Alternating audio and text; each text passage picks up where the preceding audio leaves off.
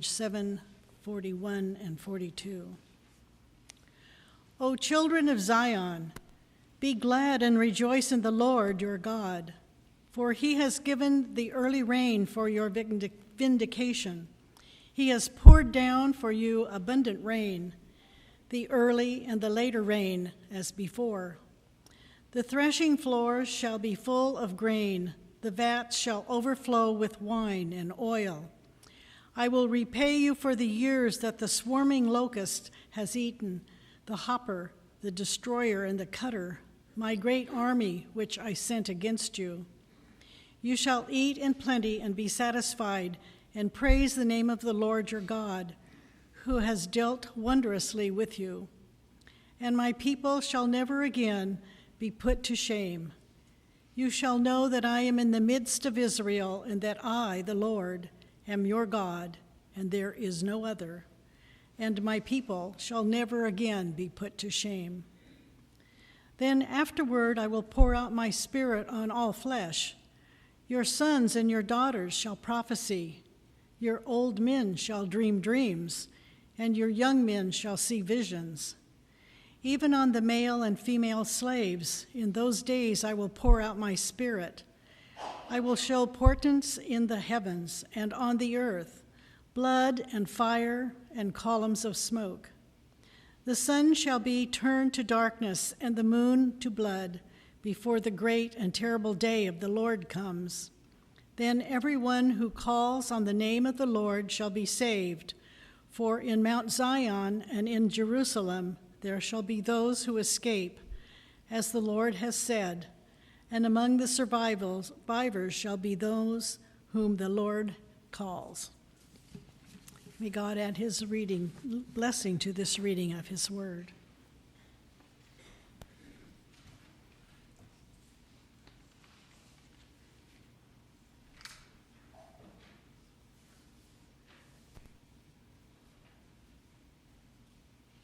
Back when I was doing my series on heroic prophets of the Old Testament, I didn't get around to preaching from the book of Joel. And of course, Joel Thomas reminded me that the prophet Joel had hero characteristics too. So I made a promise that the next time that Joel came up in the lectionary, I would preach from the book of Joel. So this week in the lectionary, Joel came up, and in a big way too.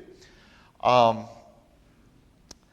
would rate Joel up there among the best of the heroic prophets because he was one who offered a word of hope to God's people who were under siege by the Babylonians and who were deep in despair because they thought that they were never going to be able to return to their homeland again.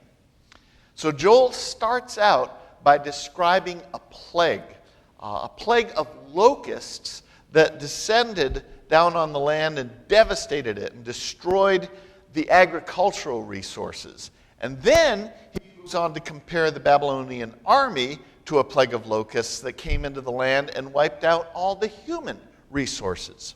So the question is this a response to an ecological disaster, or is this a response to an invading army? And the answer to that question is yes to both. Either way, Joel's overall theme is even after destruction, there is restoration. Or another way to put that is even after disaster, there is hope. And in the end, God will restore all things. And there will be a time of great abundance, sort of like when the rains come down after a long drought. It just soaks into the earth, nourishes the earth. So the biggest blessing, though, when those rains come, is that God will pour out God's Spirit onto the land. And on that day, the Spirit is poured out on all flesh. As Barbara read, your sons and daughters shall prophesy, your old men shall dream dreams, and your young men shall see visions, even on the male and female slaves. In those days I will pour out my Spirit. That sounds familiar. Where have we heard that before? That sound? Pardon? Acts, yeah. Book of Acts. When we have Pentecost in the park, right? Because that's this passage from the book of Joel, that's the passage that Peter used when Peter preached to Jesus' followers on the day of Pentecost in Jerusalem, and the Spirit came down on them. Friends, welcome to Pentecost in the Park, Part 2. Would have been a lovely day to go to the park today, but it's kind of windy, probably wouldn't have worked out. So on what Joel calls the day of the Lord, which we talked about in Bible study on Thursday, this day of the Lord, on that day of the Lord, there will be some powerful healing going on, powerful things that are happening. That healing spirit will be a universal spirit in nature. It'll be for sons, daughters, young and old, slave and free. But it's not just for people. Now, if we went back 2 verses from where Barbara started, back to verse 21, Joel writes, "Do not fear, O soil. Be glad and rejoice, for the Lord has done great things. Do not fear, you animals of the field, for the pastures of the wilderness are green. The trees bear fruits, the fig tree and the vine give their full yield." So this isn't just good news for the people of Israel. This is good news for the land of Israel. This is good news for creation in general.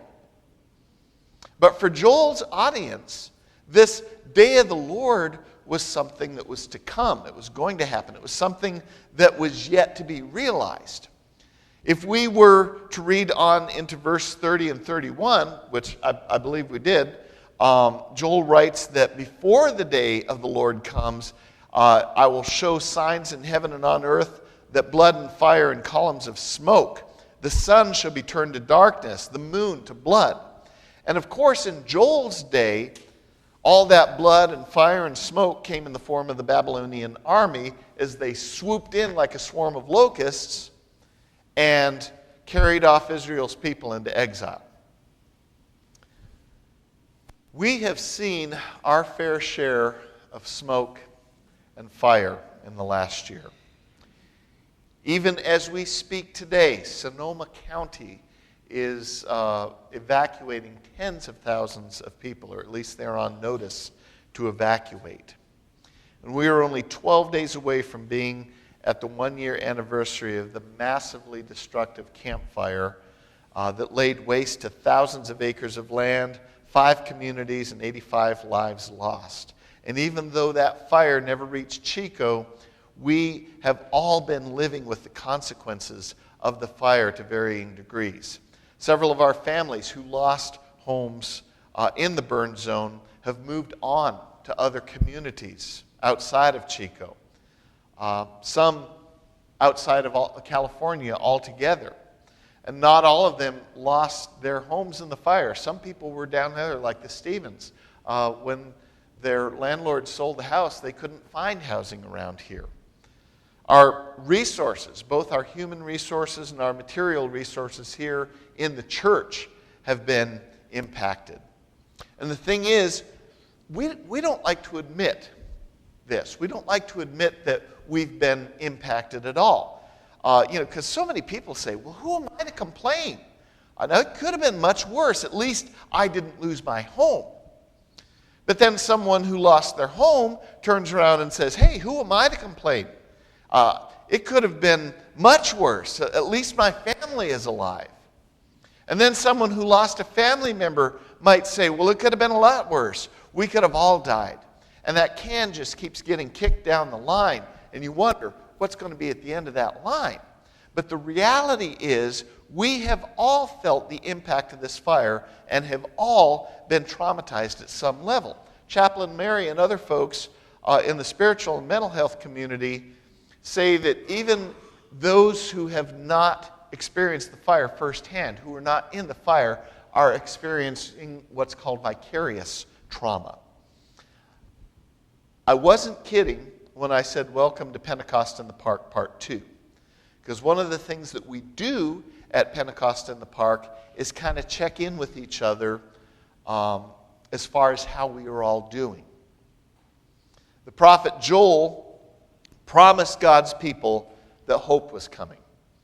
We here at First Christian Church have recognized this vicarious trauma that we felt over this past year. And a couple of weeks ago, remember, we decided to start Advent season early because we've been talking a lot about hope. My question for you this morning is, where do you feel hope today? Where do you feel hopeful? With some of the hits that we've all taken this past year, we could easily slip into despair and let hope just slip away. Having faith that the Holy Spirit will pour out on us, and that each of us, men, women, young, old, will have visions and dream dreams. I'd like to know what you are hopeful for. And for those of us who have been touched by that Spirit and have already had visions and dreams, tell us about those visions and dreams. What do you see in these visions and dreams? I'm going to, Mary, since you're up next anyhow, could you be my mic runner, please? So let me know, where do you see hope? Where do you feel hopeful right now?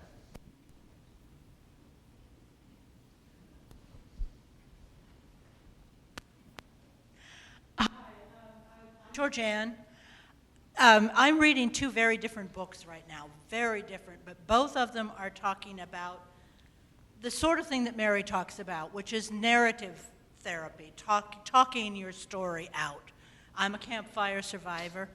And one of the things that I read, I can't find it again, but it's in one of the books, is that the reason fairy tales are so powerful is not because they tell us that dragons are real, but that they show us that dragons can be defeated.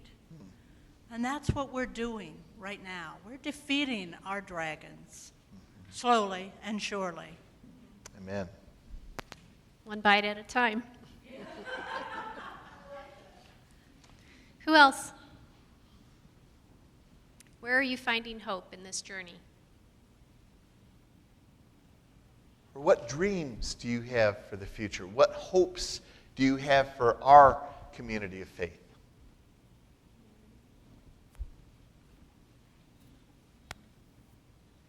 Several ladies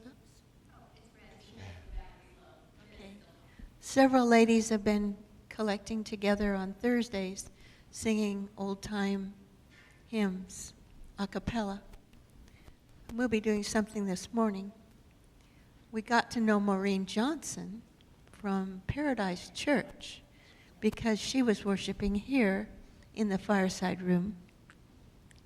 And so we have stayed together, and it's been a blessing to all of us. We spend the first 15 minutes dumping, telling all our troubles, what happened, why we're late. And then we get together and we harmonize. And it's a soul-lifting experience. Sometimes we have visitors, sometimes we don't. But it's been a very warm experience, and I appreciate it very much. Thank you. Can you turn this one up, Connor? Thank you. This one. The red one. Hello. All right. Hope. Dreams. People are thinking. I can see it on their faces. My hope for the church is that more people will step up to the call for the board of our church and give their time and their talents for this next year. Thank you.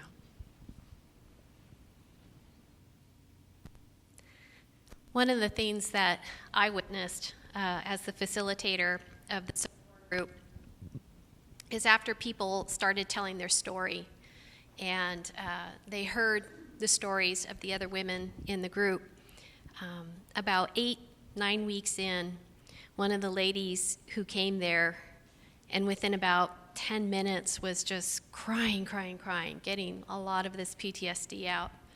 At week 10, she pulled me aside and she says, you know what, I think I've turned a corner. I think I'm in a place now where I know it's going to be all right. I know there are going to be hard days, but I know it's going to be all right. And I cried like a baby the rest of that night because I was like, yes, to companion people through this time and this trauma, and for them to find hope again through hearing the stories of the people of their community. That's, for me, it's why I do what I do. It's exactly why I do what I do, because there's so much hope there. All right. One of the, oh, go ahead, George. Yes. Yes, she did. So I was in Mary's first group, and like Sharon says, getting together with people makes all the difference. Our group couldn't let go. We're meeting this afternoon at my house, and it might be an ongoing thing because you don't just drop something like that. So thank you, Mary. And we've experienced our own trauma here at the church on April. There's fire and then water. We got hit with water and our flood here. But you know what? This is great. This happened this last week. You're never going to believe this because we've gone so long. But I finally signed off on a piece of paper.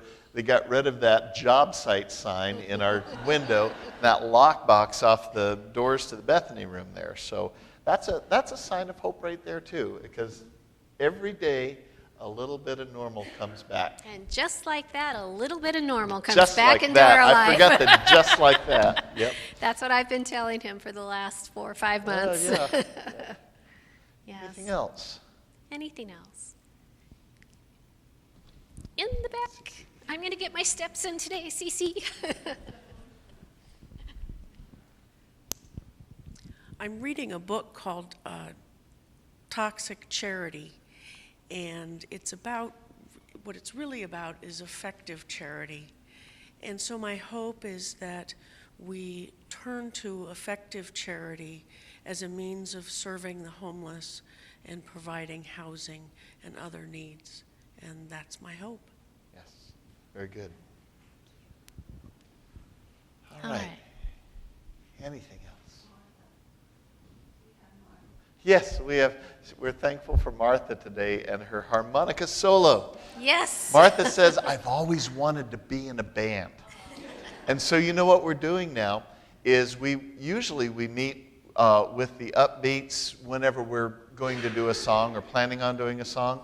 But we realize this is a great fellowship opportunity too. So now, every Tuesday at 11 o'clock in the music room by the Bethany room, we're having upbeats practice.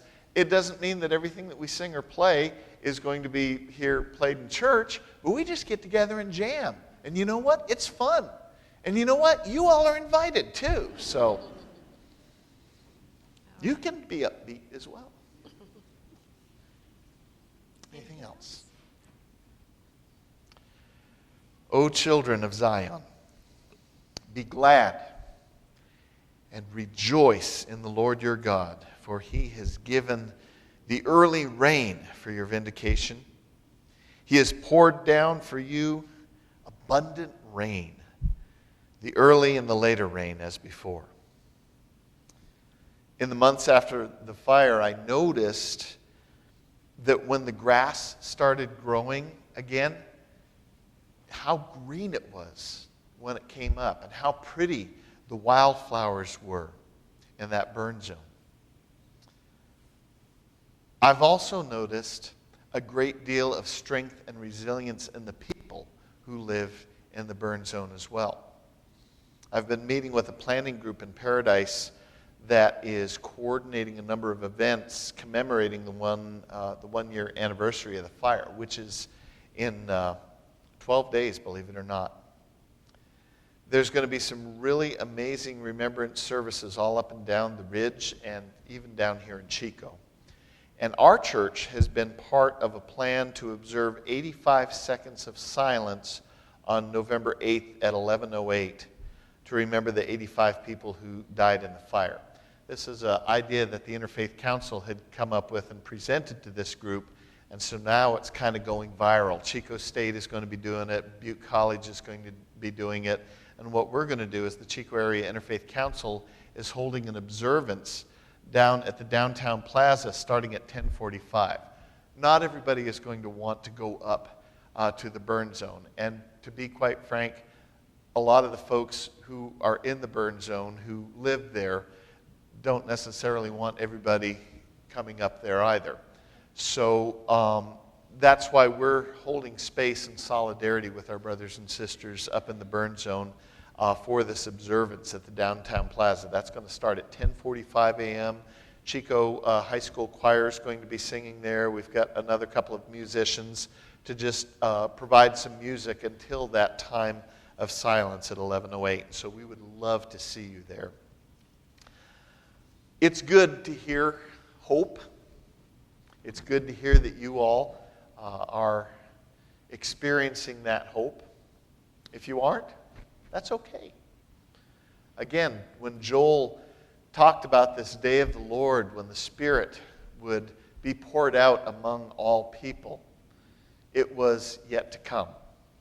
If you're still feeling down, if you're still not feeling very hopeful, that hope will come.